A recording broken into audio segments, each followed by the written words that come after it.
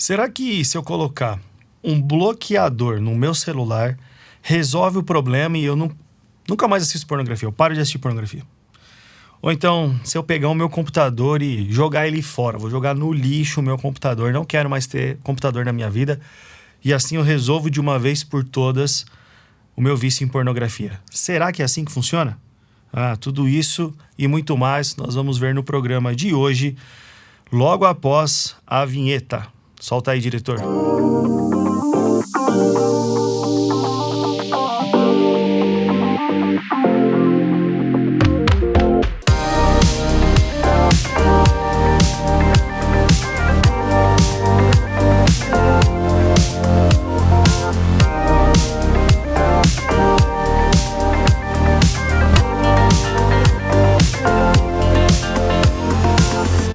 Galera, vida pura, mais uma vez nós estamos juntos. Você já sabe, toda sexta-feira, às 20 horas, horário de Brasília, nós temos um encontro marcado aqui. Então, antes de mais nada, eu preciso muito da sua ajuda. Se inscreva aqui no canal da Telmídia, tá ok? Deixa o like e compartilha esse vídeo com outras pessoas. Afinal de contas, o compartilhamento vai impulsionar a mensagem a chegar a mais corações que necessitam. Mas eu vou compartilhar o conteúdo do Vida Pura? Vai. O que as pessoas vão pensar de mim? Não vão pensar absolutamente nada. A informação precisa chegar a outros lugares, tá ok? Somos gratos a Deus mais uma vez aqui no estúdio da Comev, que faz esse programa com muita excelência aqui no canal da Telmídia. Você não pode perder também o streaming do Telmídia, tá? O link tá aqui embaixo. No final do vídeo eu falo mais sobre isso e o que o conteúdo proporciona para você. Combinado? Bom, vamos lá. Nosso tema de hoje é: se eu instalar um bloqueador no meu celular para que eu não tenha acesso a conteúdos pornográficos, vai resolver o meu problema? Eu recebo sempre essa pergunta: Felipe, qual o melhor bloqueador de conteúdo para o meu celular? E a resposta que eu dou é: eu não faço a menor ideia. E as pessoas até se surpreendem, né? Porque, poxa, como que você não sabe qual é o melhor bloqueador de conteúdo? Se vocês falam justamente contra a pornografia. Na verdade, nós aqui do Ministério Vida Pura, não é que falamos contra a pornografia. Se você ainda tem essa imagem nossa, eu quero te dizer que isso não é verdade. O Vida Pura é um ministério sobre pureza sexual, sobre ser a imagem e semelhança de Cristo a cada dia mais. E isso vai nos levar para cada vez mais longe do pecado sexual. Ser livre do pecado sexual é uma consequência natural daqueles que buscam Cristo em primeiro lugar nas suas vidas. Sendo assim, o que eu estou querendo dizer com tudo isso? Existem coisas que nós fazemos que visam apenas o que é exterior. Quando eu falo de um bloqueador para o meu celular, eu estou falando de colocar uma barreira para que eu não acesse o conteúdo pornográfico, ok? É algo exterior. Só que o grande problema é que a questão não é exterior. A questão é interior. A questão é o que está dentro do meu coração. Não é o que está fora. Algumas pessoas falam assim para mim: olha, eu joguei o computador no lixo. Talvez um ou outro faça isso só hoje em dia, né? Beleza. Jogou o computador fora. Então, agora não tem mais como acessar a pornografia. Não? Como não?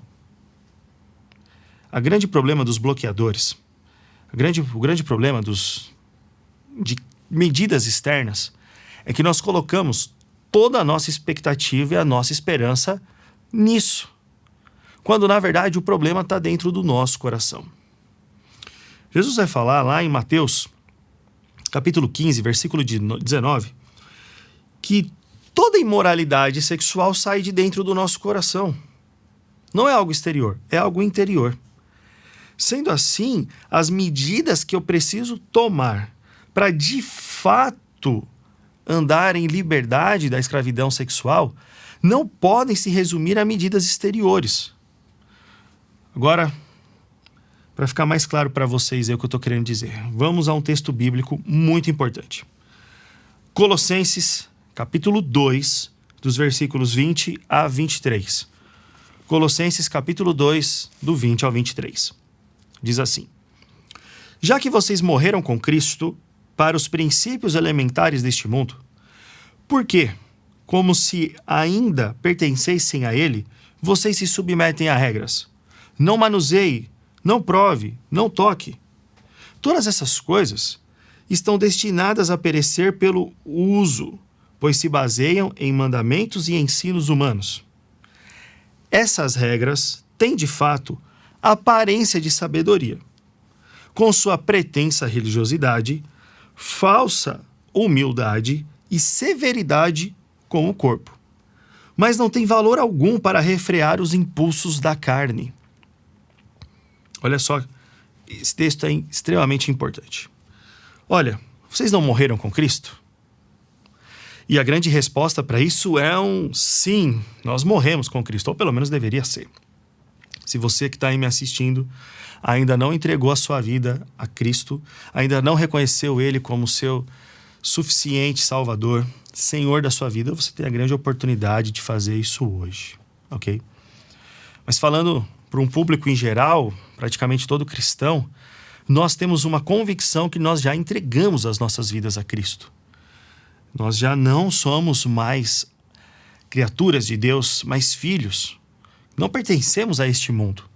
Somos embaixadores de Cristo nessa terra. Sendo assim, a nossa mentalidade já tem que ser uma mentalidade diferente.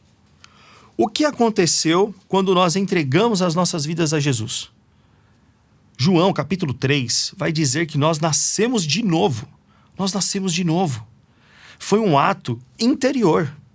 Uma operação do Espírito Santo dentro de nós, nos selando para a vida eterna. Olha que coisa maravilhosa. Quando isso marca a nossa vida, é para sempre. A partir daquele momento, a nossa conduta deve ser uma conduta diferente. Os nossos pensamentos devem ser diferentes. A nossa maneira de agir deve ser diferente. A nossa maneira de entender o mundo deve ser diferente. Quando nós olhamos para bloqueadores de celulares, a gente está olhando para uma medida superficial e externa.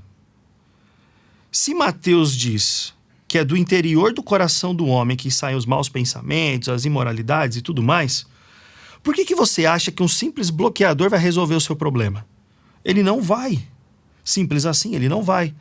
Porque toda barreira que se coloca diante de um pecador, obstinado a cometer aquilo que está dentro do coração dele, se torna inútil. Eu lembro da minha jornada contra o pecado sexual, né, quando eu não tinha nenhum tipo de conhecimento, lutando com as minhas próprias forças, que eu tentava fazer um monte dessas coisas e nada dava certo. Porque eu sempre achava uma maneira de burlar o sistema. Então, se era o bloqueador, eu ia dar um jeito de passar por cima do bloqueador. Se era não ter acesso de uma forma, eu ia procurar ter acesso de outra forma. Então, assim, então eu não... bloqueador não entra mais em site pornográfico aqui no meu computador. Aí você vai lá no YouTube e começa a assistir vídeos que contêm danças sensuais, contém pessoas com quase nenhum tipo de roupa, pessoas quase nuas. E você começa a burlar o sistema para chegar de novo a uma fonte de prazer. Porque o problema não está no exterior. Todas essas coisas são destinadas a perecer pelo uso. Que coisas? Não manuseie, não prove, não toque. Não assista pornografia, não acesse a internet, jogue fora o seu computador, coloque um bloqueador no seu celular. Você tomar todas essas atitudes estão destinadas a perecer pelo uso. Porque você sempre vai dar um jeito de passar por cima de cada uma delas. Não adianta. O problema não se resolve dessa maneira. Aí vem o versículo 23, que é muito legal quando a gente aplica isso para a nossa realidade, né, do pecado sexual. Essas regras têm de fato a aparência de sabedoria. Parece muito sábio você aí colocar um bloqueador no seu celular. Parece muito sábio você colocar um bloqueador no seu computador. Parece sabedoria. Mas com o passar do tempo, prova-se que é inútil. Com sua pretensa religiosidade. Eu não consumo mais essas coisas. Eu não tenho mais acesso para essas coisas, né? Agora é só terno e gravata, culto na igreja, Bíblia embaixo do braço, né? Parei até de usar a Bíblia no aplicativo, porque eu não estou nem usando mais o celular. Agora é Bíblia de papel. Olha aí. Aí você começa uma pretensa religiosidade. Falsa humildade. Poxa vida, eu não tenho mais acesso a essas coisas, né? Porque é melhor não, né? É melhor não. Coração cheio de orgulho, cheio de vaidade, cheio de imoralidade. Mas do lado de fora você está mostrando para as pessoas que não, eu fiz isso porque eu preciso, né? Falsa humildade. O verdadeiro arrependimento não tem esse tipo de atitude. E severidade com o corpo. Severidade com o corpo. Eu não vou mais acessar. Eu vou reprimir os meus desejos. Eu vou dizer não a mim mesmo com a força do meu próprio braço. Aí vem a parte final do versículo 23 de Colossenses 2. Mas não tem valor algum para refrear os impulsos da carne. Medidas externas não têm valores para refrear os impulsos da carne. Você precisa amadurecer. Chega desse negócio de pode, não pode. Pode, não pode. Pode, não pode. Pode, não pode. Nós, quando sempre procuramos isso, nosso comportamento se torna muito infantilizado. Recebo várias perguntas todos os dias. Pastor, eu posso fazer isso? Pastor, eu posso fazer aquilo? É sempre na base do pode ou não pode. Parece uma criança sendo colocado limites o tempo todo. A questão aqui ela é muito mais profunda. Nós estamos falando da imoralidade que nasce do nosso coração.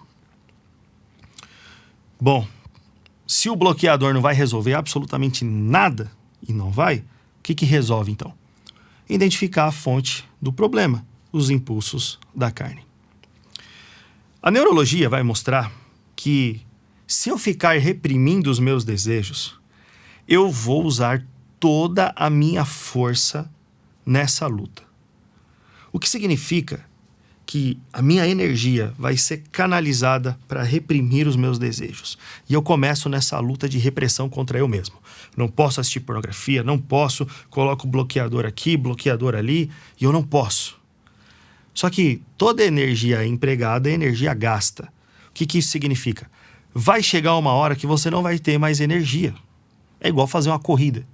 Você vai sair correndo que nem o Forrest Gump agora. Imagina, você vai conseguir? Não vai. Vai chegar uma hora que você vai cansar e você vai ter que parar por causa da fadiga. Quando você quer reprimir os seus desejos, você vai chegar uma hora que você vai cansar também. E neurologicamente falando, o seu cérebro ele vai entrar num pico de abstinência muito grande. Porque como a gente já viu em programas anteriores e repetidas vezes, a pornografia vicia porque cria novos caminhos neurais no nosso cérebro. Então há uma mudança fisiológica no comportamento do cérebro e essa mudança fisiológica é semelhante a qualquer droga. Sendo assim, nós vamos passar por períodos de abstinência. Se você só quer reprimir os seus desejos, esses períodos de abstinência vão levar a picos de desejos muito maiores. Imagina só, você passando por um pico de abstinência em um momento em que você cansou de reprimir a sua vontade. No momento em que você só se cercou de medidas externas para tentar conter os impulsos da sua carne. O que isso significa? Significa que você vai ter uma queda muito maior do que as anteriores.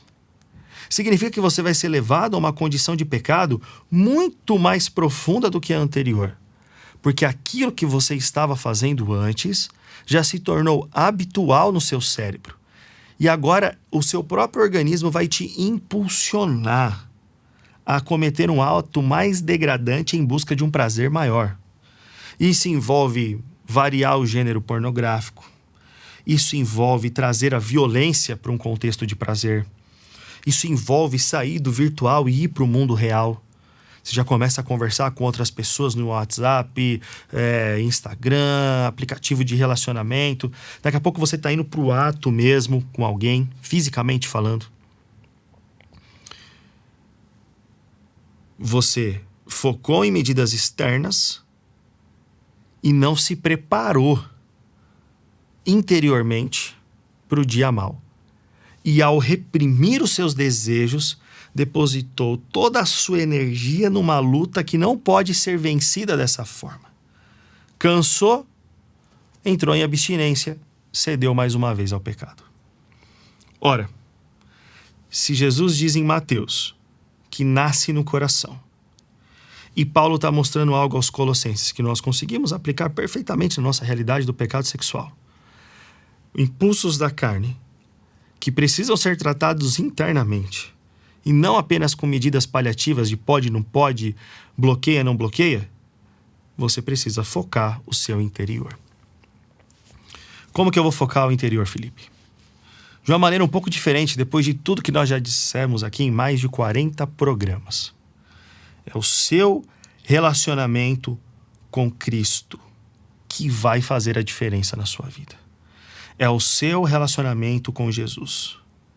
Olha só, vamos voltar lá em Mateus capítulo 4. O famoso episódio da tentação de Jesus. Mateus capítulo 4. Diz o texto que Jesus foi levado pelo Espírito ao deserto. Então não foi um acaso.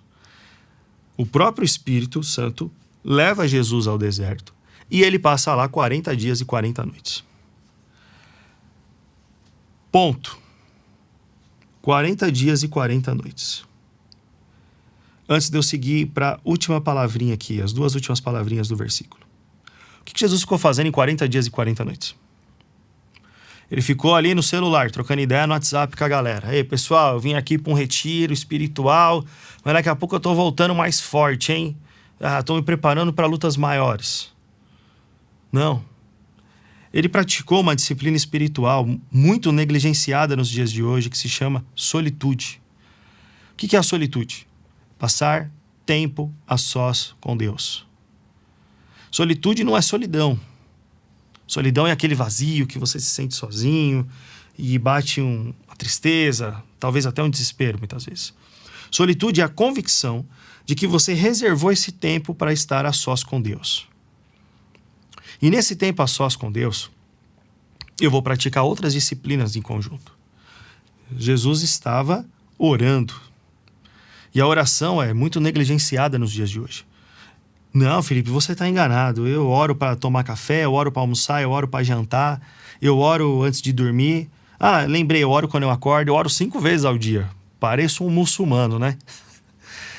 Não, eu não estou falando disso. Eu estou falando de você, de fato, entrar no seu quarto, fechar a sua porta e, em secreto, falar com seu pai.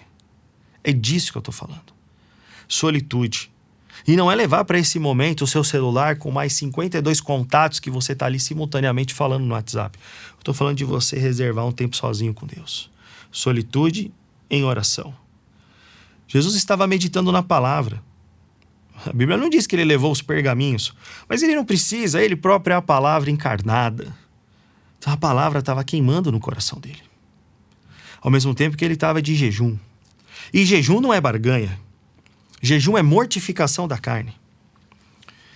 Você não deve aí do outro lado que está me assistindo falar assim, olha, eu vou jejuar para Deus me livrar do pecado sexual.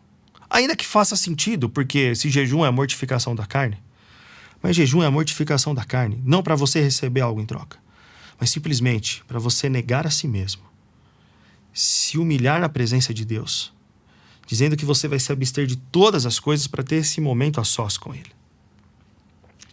Foi exatamente o que Jesus fez. E diz o texto que ele teve fome. O que Jesus teve então? Um pico de abstinência. Alimentar. Ele teve fome. Assim como você, viciado em pornografia e masturbação, passa por picos de abstinência. Você tem fome, tem desejo do pecado na sua vida. E Jesus estava lá, nessa condição. Só que, por causa do preparo prévio que ele teve aqui nesses 40 dias, ele estava plenamente apto para enfrentar aquilo que viria pela frente. Jesus não estava lutando com a força do seu braço. Jesus não estava reprimindo desejos. Jesus não estava ali com um bloqueador dos maus pensamentos, um bloqueador no celular dele, no computador dele. Você está entendendo o que eu quero dizer? A metáfora, né? Jesus não estava com nada disso. Ele estava tratando do interior dele. E nos deixando um exemplo vivo. Quando ele se tornou mais vulnerável e a fome veio, Versículo 3 de Mateus 4. O tentador aproximou-se dele e disse: se és o Filho de Deus, manda que estas pedras se transformem em pães. O diabo atacou a identidade de Jesus. Você é o Filho de Deus? Se você é, Jesus podia ter falado para ele assim: é claro que eu sou. Vou provar que eu sou. O que é para fazer? Transformar essas pedras em pães? Vou transformar essas pedras em pães. O diabo ataca a identidade de Cristo na sua vulnerabilidade momentânea, a fome. E é justamente o que acontece com você aí do outro lado. Você também é um filho de Deus. Você também é um filho de Deus, uma filha de Deus. Só que na hora que vem essa loucura toda para consumir o pecado sexual, não é um momento em que você sente raiva de Deus. Não é um momento que você sente ódio de alguma coisa. Eu costumo dizer que é o momento do esquecimento. Você esquece da existência de Deus, você esquece da presença de Deus, que está em todos os lugares ao mesmo tempo. Você se esquece da sua identidade. Você se esquece da sua identidade de filho. E ao se esquecer da sua identidade vulnerável por uma luta que você quer travar sozinho na força do seu braço, quando o tentador se levanta, você cede imediatamente. Jesus não. Ele passa todo esse tempo se preparando. E as disciplinas espirituais o levam a entender que, de fato, ele é o Filho de Deus, sem precisar provar nada para ninguém. E que a sua vulnerabilidade, a fome naquele momento, não precisa ser preenchida com o pão físico. Da mesma forma que a sua vulnerabilidade por causa do pecado sexual não precisa ser satisfeita com a realização do pecado sexual. Olha o que Jesus vai dizer. Versículo 4, Jesus respondeu: está escrito, nem só de pão viverá o homem, mas de toda palavra que procede da boca de Deus. Jesus, aonde está escrito isto? Deuteronômio, capítulo 8, versículo 3. Quando Jesus se vê nessa situação de tentação, todas as disciplinas espirituais que ele estava praticando durante aqueles 40 dias trouxeram para ele a força necessária para não negociar princípios, não negociar a sua identidade e não ceder à sua vulnerabilidade. Como que Jesus responde? Com a própria palavra. Solitude, oração, jejum, meditação nas Escrituras, adoração. E quando Jesus é confrontado, ele mostra que ele não lutou esses 40 dias na força do próprio braço, mas em submissão a Deus. Tiago vai dizer, portanto, submetam-se a Deus. Resistam ao diabo e ele fugirá de vós. Antes de resistir, é preciso se submeter. E eu me submeto a Deus através das disciplinas espirituais. Mais importante, ou melhor, não tem nem comparação. Ou melhor, é uma coisa que não resolve com uma coisa que resolve. Ao invés de se preocupar com bloqueadores, com ter ou não ter, com poder ou não poder, o seu foco não deve estar nessas coisas, mas no seu relacionamento através das disciplinas espirituais com Deus. Porque a palavra vai se tornar verdadeira na sua vida. Olha que interessante. Jesus citou o texto de Deuteronômio: nem só de pão viverá o homem, mas de toda a palavra que procede da boca de Deus. A proposta era: transforma essas pedras em pães.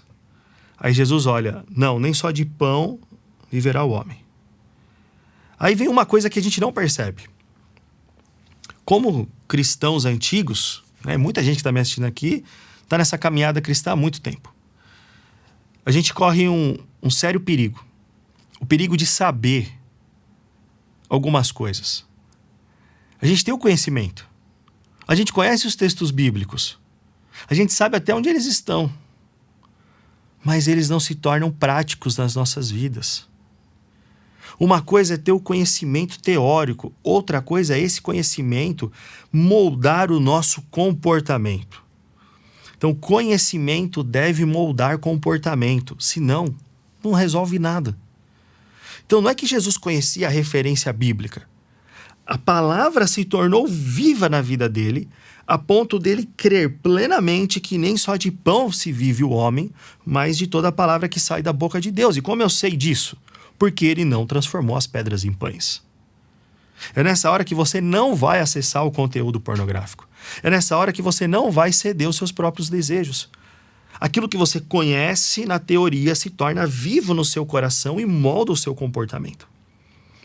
Por isso que vida pura é o seguinte: os nossos alunos e alunas são trabalhados na raiz de tudo. As pessoas enxergam comportamentos. Ei, tem um bloqueador de celular porque aí você não vai assistir pornografia, tá focando no comportamento. Mas o comportamento é a manifestação do desejo e da emoção. Então aí, hoje em dia, tem de tudo aí fora para tentar trabalhar os seus desejos e as suas emoções. Mas isso é focar ainda na luta do próprio braço, em métodos que focam em reprimir o que você está sentindo. E quando você tenta reprimir o que você está sentindo, isso não resolve nada. Porque antes disso existe algo que resolve tudo, que se chama crença. Quando a crença é trabalhada no seu coração, ainda que você tenha desejos e sentimentos contrários, o que vai moldar o seu comportamento é aquilo que você acredita, não aquilo que você sente. Cristianismo é viver pelo que se crê, não pelo que se sente, não pelo que se vê. Isso faz toda a diferença. Jesus está diante de uma situação que ele toma atitudes baseadas naquilo que ele crê. Nem só de pão viverá o homem. Não naquilo que ele está sentindo, que no caso é a fome. E isso, a crença, molda o comportamento. E não se deixa ser seduzido pelos próprios desejos. Aí você vira para mim assim, mas Jesus é Deus, ok? Mas aqui ele está numa condição humana também. E ele fez o que fez para nos deixar o exemplo. Para nos deixar o exemplo.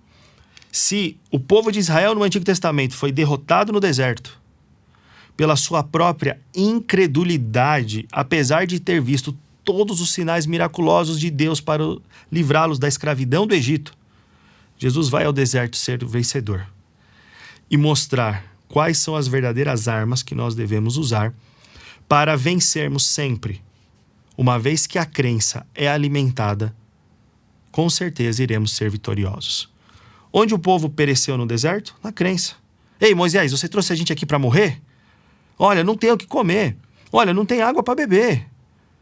Nossa, era só murmuração. E Deus realizando milagre em cima de milagre. Consegue entender isso? Não é o externo que precisa mudar. É o seu coração. E ele só vai começar a mudar quando você começar a viver essa palavra. O final da história você já sabe. O diabo vai jogar mais 2 tentações em cima de Jesus. Jesus vai rebater com mais 2 textos bíblicos. E aí o diabo vai se retirar. Quer ter uma vida vitoriosa? Foque no seu coração. E pare de tentar achar soluções paliativas que na sua cabeça o que você quer são resultados imediatos. Eu bloqueio o meu celular, eu não assisto pornografia. Ponto, resolvi o problema. Pare de procurar resultados imediatistas. Problemas graves, soluções complexas. Problemas da vida inteira, soluções que demandam tempo. Tenha consciência disso e você será vitorioso.